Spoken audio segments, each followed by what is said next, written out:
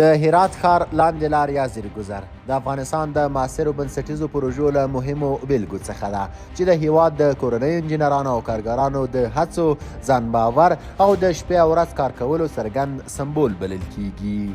دا پروژه چې د افغانستان په کچه د لومړي ځل لپاره او په ځانګړي ډول په هرات ولایت کې تطبیقیږي، د ښاري ترافیکي ګڼې ګوڼې، د ښاري نفوس د زیاتوالي او معیاري ښاري زیربناوو د اړتیا لپاره یو عملي ځواب ګڼل کیږي.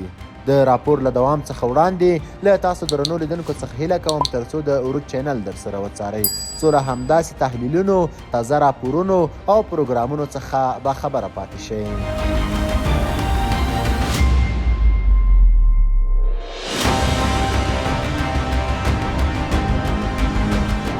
دا پروژه چې د زیرګذر په نوم یادیږي په افغانستان کې د لومړني معیاري لاندې لار ده چې دا مهال په هرات ولایت کې تطبیقیږي. د دې لاندې لارې ټولیز اوږدوالی 640 متره، سوري 8 متره او د داخلي خالص لوړوالی یې د بشري پوښښ وروسته 4 متره او 80 سانتي متره په پام کې نیول شوی دی. اوس مهال د پروژې عمومي کارونه او د خاورې کیندنه په دوامداره ډول روانه ده، څو د اسفالت طبقې او لاندې کانال د تطبیق لپاره لازم او بشپړ چمتو شي. همدارنګه د ازر بیمونو یا پریکاست یا په ساده ډول د مخکې جوړ شویو کانکریټي ټوټو نصبول د پروژو په بیلابیلو برخو کې پیل شوي دي او دا بهیر په چټکۍ سره روان دی. د پروژې مسؤلین ټینګار کوي چې کارونه په 2 شفتونو ورځ او شپه کې ترسره کیږي. شاوخوا 100 کسان د ورځې په شفت کې او 100 کسان نور د شپې په شفت کې په کار بوخت دي. نږدې 1 میاشت کیږي چې په دې ساحه کې شپه او ورځ فعالیتونه روان دي.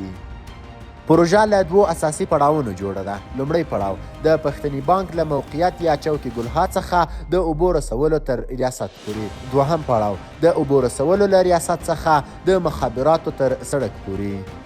د پروژې د لومړي پړاو کارونه شاوخوا 90 سلنه تر 95 سلنه پورې بشپړ شوي دي او تمه ده چې په نږدې ورځو کې به بشپړ شي. دوهم پړاو هم د تطبیق په حال کې دی او د ښاري ازدحام د وضعیت په نظر کې نیولو سره کارونه په مرحلیز ډول په مخ وړل کیږي څو د ښار بشپړ تړل کېدلو مخه ونیول شي. په دې پروژه کې ټول کارېدونکي ساختماني مواد لکه سمنټ، سیخګرد، ډبره او د مکس موادو د کورنیو تولیداتو څخه او د معتبرو افغاني شرکتونو له لوري برابر شوي دي. د تطبیق کوونکي کمپنۍ مسؤلین وایي چې پروژه نه یوازې د ملي معیارونو مطابق ده بلکې د نړیوالو معیارونو سره برابر عملي کیږي. د هرات ښاروالي د دې پروژې لپاره 2 ناظر انجینران ټاکلي دي چې په دوامدار او منظم ډول د پروژې کیفیت او فزیکي پرمختګ څاري. نظارتي ټیمونه هره ورځ په ساحه کې حضور لري او تر اوسه پورې د پروژې د تطبیق په بهیر کې کومه جدي ستونزه نه ده لیدل شوې.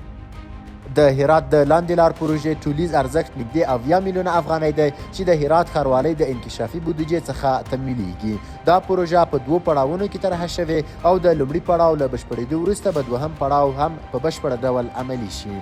د هرات ښاروالۍ د راتلونکو پلانونو له مخې د لاندې لار شمالي لاین تطبیق د 1405 مالي کال په پلان کې شامل شوی دی. همدارنګه د ترافیکي ګڼې ګوڼې د کمولو لپاره د روغتون له مخې د یو سرګذر یا هوایي پل جوړول د 1404 مالي کال لپاره په پام کې نیول شوی چې د هغه د ابتدایي ډیزاین او طرحې کارونه روان دي. کارګران او د سیمې اوسیدونکي د دې پروژې له تطبیق څخه خوښي څرګندوي. ډیری یې وایي چې د دې لاندې لار له بشپړېدو سره به ترافیکي ستونزې په څرګند ډول کمې شي، ترافیکي پیښې به راکمې شي او ښاري تګ راتګ به اسانه شي.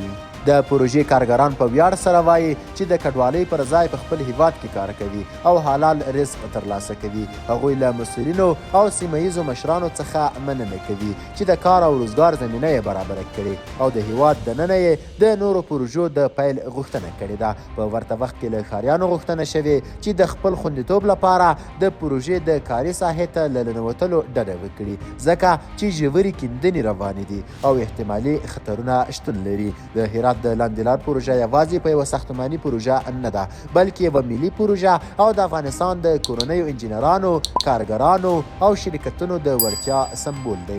دا پروژه کولی شي د هیواد د نورو ښارونو لپاره یو بریالی الګو وګرځي او د ښاري زیربناوو د ښه والي، د ترافیکي پیښو د کمښت او د ښاریانو د ژوند د کیفیت د لوړولو په برخه کې مهم رول ولوبوي. د یو آباد، آزاد او ځان بسیا افغانستان په هیله.